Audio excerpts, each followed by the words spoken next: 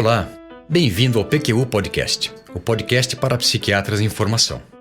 Aqui você encontrará opiniões, revisões críticas das evidências, clássicos revisitados e comentados, atualizações, tudo isso de maneira dinâmica, informal, na medida do seu interesse e de muito fácil acesso. O objetivo é apresentar dados científicos e comentários que possam de alguma maneira contribuir na sua formação e auxiliar na sua prática clínica. Aqui é evidência com opinião. Eu sou Luiz Alberto Etten e é uma satisfação tê-lo como ouvinte. Em ciência, o valor de uma teoria deriva de sua abrangência na compilação das evidências disponíveis, do seu valor preditivo e do quanto ela suporta novas evidências, algumas inesperadas e até aparentemente contraditórias. Se ela for boa, bem formulada, resiste ao tempo e aos resultados de pesquisas realizadas com novas tecnologias sobre o assunto, que permitem entendimento mais aprofundado das questões relacionadas com a proposta original. A teoria de Deakin e Greff sobre o papel da serotonina na ansiedade, nos transtornos de ansiedade e na depressão tem todas as características que acabei de listar. Nesse episódio do PQU Podcast, vou lhe apresentar o artigo em que ela foi descrita pela primeira vez na sua versão completa, publicado em 1991. Os autores são Bill Deakin, professor de psiquiatria da Universidade de Manchester, e Frederico Greff, professor titular aposentado da USP, cuja carreira de pesquisador foi construída e desenvolvida nas áreas de psicobiologia, psicofarmacologia e, por extensão, psiquiatria. Além do fato de ser um clássico, esse artigo tem para mim um valor afetivo. O professor Frederico Greff foi meu orientador de mestrado e doutorado e, sob a supervisão dele, eu iniciei minha carreira acadêmica explorando com modelos experimentais de ansiedade em voluntários sãos algumas facetas e desdobramentos da sua teoria sobre o papel dual da serotonina nos transtornos de ansiedade. Posteriormente, foi ele quem viabilizou o meu pós-doutorado no exterior. Até hoje o tenho como um amigo querido, mesmo depois que a vida com seus volteios e revolteios se encarregou de nos distanciar, e lhe serei sempre grato pelo apoio em momentos decisivos de minha trajetória profissional. Se der certo, logo teremos no PQU Podcast uma entrevista com o professor Frederico Greff, na qual você, caro ouvinte, terá a oportunidade de saber um pouco mais sobre sua produção científica, linear, mas mais diversificada, suas ideias e seus planos para o futuro. Na ocasião, tentaremos provocá-lo com perguntas que lhe permitam expressar e compartilhar conosco o seu vasto conhecimento epistemológico e humanístico. Antes de continuar, gostaria de lembrá-lo de que o PQU Podcast é uma iniciativa sem fins lucrativos, cujo intuito é fornecer informações de qualidade aos nossos colegas em formação, realizada com recursos próprios e sem patrocínio de qualquer espécie. Aqui cabe também lembrar que as referências citadas nesse episódio estão à sua disposição no nosso site www.pqpodcast.com.br e que lá também estão compilados todos os episódios que já foram ao ar, divididos por categorias, por autor, por data de publicação e por frequência de acessos. Vamos adiante. O artigo que vou apresentar e comentar no episódio de hoje foi publicado em 1991 no Journal of Psychopharmacology por J.F. William Deakin e Frederico Guilherme Greff, com o título Serotonina e Mecanismos de Defesa. Eu espero fazer justiça ao texto original muito bem escrito e desenvolvido de maneira clara, compilando dados, à época muito frescos, sobre as implicações funcionais da neuroanatomia monoaminérgica, os efeitos aparentemente contraditórios de drogas serotonérgicas em paradigmas experimentais em animais de laboratório, dados de pesquisas etológicas, aquelas que exploram o comportamento animal no seu habitat natural, de modelos experimentais com voluntários sãos, achados de neurocirurgia, conceitos de psicopatologia e evidências da prática clínica no tratamento farmacológico de transtornos de ansiedade e quadros depressivos. A ideia principal do artigo é de que sistemas cerebrais serotonérgicos têm a ver com respostas adaptativas a eventos aversivos, aqueles que motivam um comportamento de evitação. Os estímulos aversivos eles podem ser divididos em 3 categorias, e os autores sugerem que cada uma delas ativa ou solicita estruturas anatômicas e sistemas serotonérgicos diferentes. E vão mais além. Dizem que disfunções desses mecanismos centrais de aversão resultam em diferentes grupos de sintomas psicológicos e comportamentos de defesa. Os estímulos aversivos podem, então, ser de 3 categorias. Em primeiro lugar, nós teríamos os estímulos incondicionados agudos, tais como dor, asfixia e medo inato, como o de macacos por serpentes, por exemplo, que provocam respostas incondicionadas, reflexas, de congelamento e comportamento de fuga ou luta. Depois nós temos estímulos condicionados agudos, que são estímulos neutros que adquirem propriedades aversivas por terem sido relacionados a eventos aversivos ou nocivos, de forma a se tornarem, então, sinais de que eles podem ocorrer, de que esses estímulos desses eventos aversivos podem ocorrer. Por essa razão, eles desencadeiam medo ou ansiedade antecipatória, que teria a função adaptativa de mover o organismo para longe do perigo. A terceira categoria é de estímulos aversivos crônicos, condicionados ou incondicionados, que são estímulos agudos que se prolongam ou se repetem, e as respostas comportamentais a esses estímulos aversivos acabam sendo atenuadas com a sua repetição. De maneira bem sucinta, o que Deakin e Greff propõem é que, primeiro, os estímulos aversivos incondicionados agudos, dor e estímulos que ativem medos inatos, por exemplo, provocam uma tríade de respostas involuntárias: ativação autonômica, analgesia e reflexos comportamentais que incluem, à medida que a ameaça se torna mais próxima, congelamento, fuga e agressão defensiva ou luta. Esse conjunto de reações, denominado síndrome de defesa, se deve à ativação de um sistema neuronal composto pela matéria cinzenta periaquedutal dorsal, localizada no mesencéfalo, hipotálamo medial e amígdala. Deakin e Greff contam que experiências de medo e desconforto intensos, acompanhados de descarga autonômica, haviam sido relatadas em resposta à estimulação elétrica dessa região cerebral de pacientes submetidos à neurocirurgia.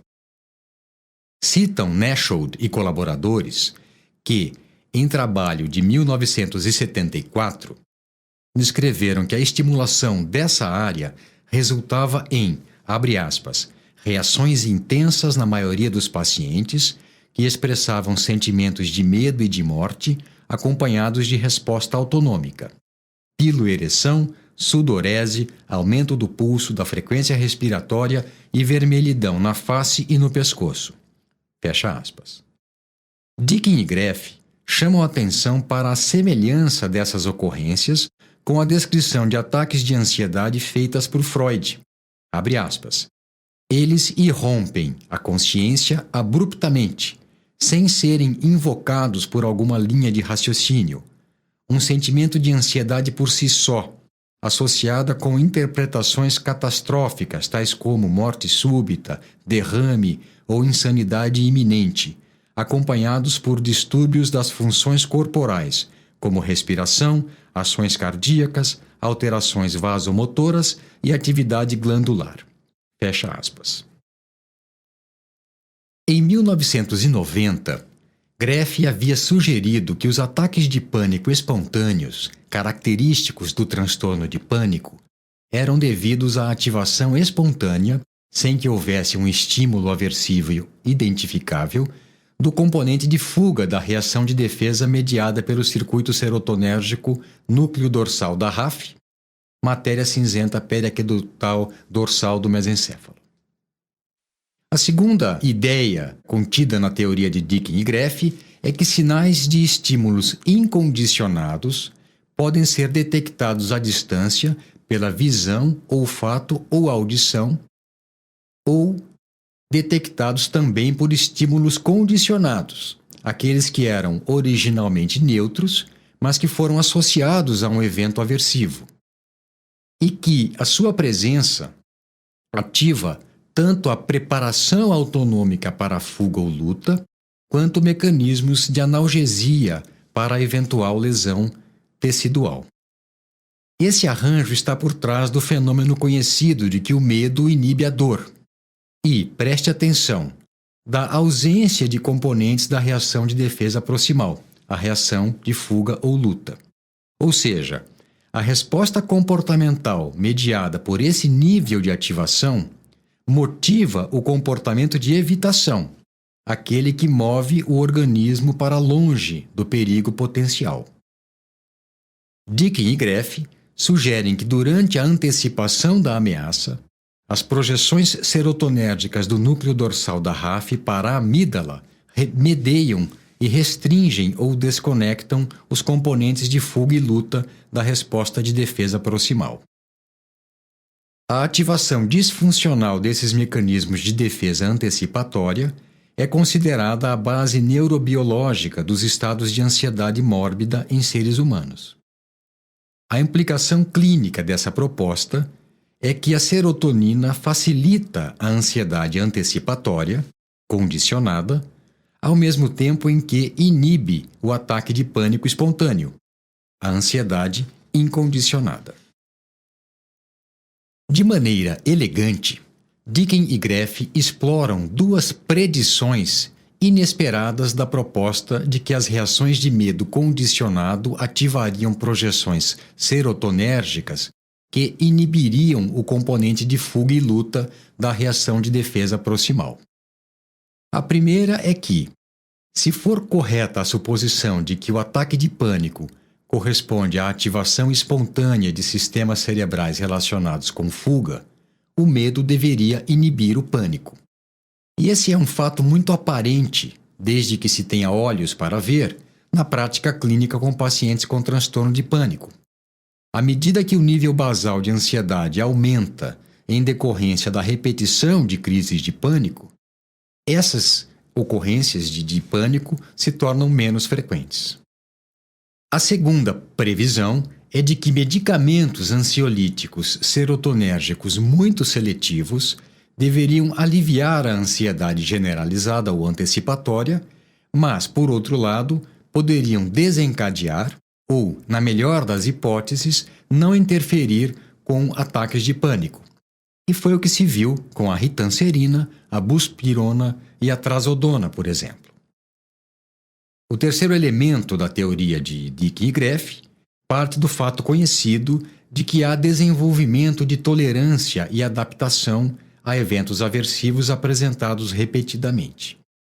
Deakin, em 1989, com base em extensa revisão da literatura e nos vários ensaios que ele havia conduzido até aquela época, sugeriu que projeções serotonérgicas do núcleo mediano da RAF para o hipocampo, por intermédio de receptores 5-HT1A, mediavam a adaptação comportamental aos estímulos aversivos crônicos, que, em humanos, corresponderia à resiliência. Supostamente fariam isso por impedir a consolidação de memórias aversivas, de modo a facilitar o desenvolvimento de tolerância comportamental à adversidade crônica. Segundo essa proposta, o mau funcionamento dos mecanismos centrais de adaptação, tolerância ou resiliência a estímulos aversivos repetidos especificamente dessa via serotonérgica, estaria por trás do desamparo aprendido em animais, da depressão em seres humanos e do efeito terapêutico dos antidepressivos, que seria devido à normalização da neurotransmissão por essas vias. O artigo original de Deakin e Greff foi sucedido na publicação por vários textos de outros neurocientistas com críticas e comentários, aos quais eles responderam um a um em texto conciso e esclarecedor. Pois bem, na sua resposta às críticas e comentários, Deakin e Greff argumentam que, de acordo com sua teoria, o sistema serotonérgico composto por matéria cinzenta periaquedutal dorsal, hipotálamo e amígdala, denominado por Greff em 1990 como sistema aversivo cerebral, é crítico para a mediação da aversão. A sua ativação reforça negativamente o comportamento animal e reproduz o estado subjetivo de pânico em humanos. Explicitam também que, no seu entender, a neurotransmissão serotonérgica aumenta em todas as circunstâncias aversivas em que há desencadeamento de comportamento de evitação. Essa ocorrência no sistema núcleo dorsal da RAF, amígdala, aumentaria o comportamento de evitação distal no animal e a ansiedade no ser humano, enquanto na via núcleo dorsal da RAF, matéria cinzenta periaquedutal dorsal, inibiria as reações de defesa proximal no animal, reação de fuga ou luta, e os ataques de pânico no ser humano. Esclarecem ainda que, de acordo com sua proposta, a serotonina facilita a ativação do sistema aversivo cerebral para estímulos aversivos distais, mas restringe o comportamento de fuga dessa ativação. O medo inibe a fuga, a ansiedade inibe o pânico. E isso, do ponto de vista adaptativo, faz todo o sentido. Se o perigo é distal, se ele está distante, ou se ele é antecipado, melhor sair discretamente da situação do que ter um ataque que o tornaria uma presa fácil. Por fim, explicam que um ponto crucial de sua teoria é que o pânico se deve primariamente à ativação espontânea do sistema responsável pela reação de fuga, e não é uma consequência direta de função anormal da neurotransmissão serotonérgica. Ocorre que, felizmente, a serotonina refreia esse sistema, e por isso é possível a intervenção terapêutica com antidepressivos serotonérgicos nessa situação mais corretamente denominados agentes antipânico.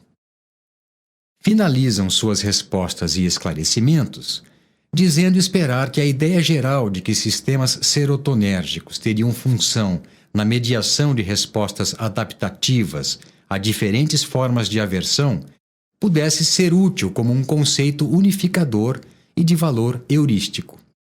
E o legal é que isso, de fato, aconteceu.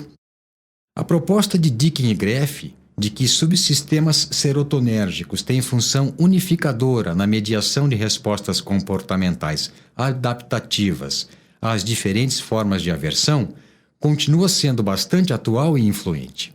Um exemplo disso é um artigo publicado em 2014 no Neuroscience Biobehavior Review, no qual Ivan Paul e colaboradores listam e discutem evidências recentes que corroboram a proposta feita em 1991.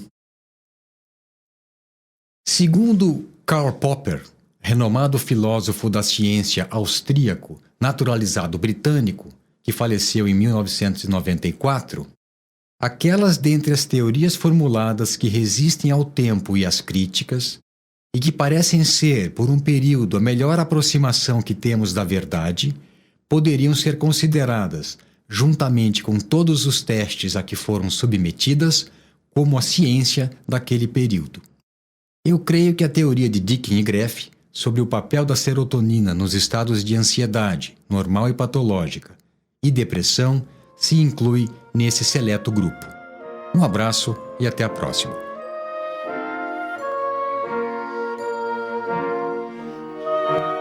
O opiniões, dúvidas, questionamentos, participe do nosso grupo no Facebook. Lá há espaço para discussões conosco e com outros ouvintes. O acesso a ele é simples e rápido. Basta se cadastrar em nosso site. Assine o feed do podcast. Se você está no iTunes ou em qualquer outra plataforma de podcasts, basta clicar em assinar e receberá automaticamente nossos novos episódios em seu aplicativo. Visite nosso site www.pqpodcast.com.br. Lá você encontrará as referências citadas neste e em outros episódios. O PQU Podcast agradece sua atenção.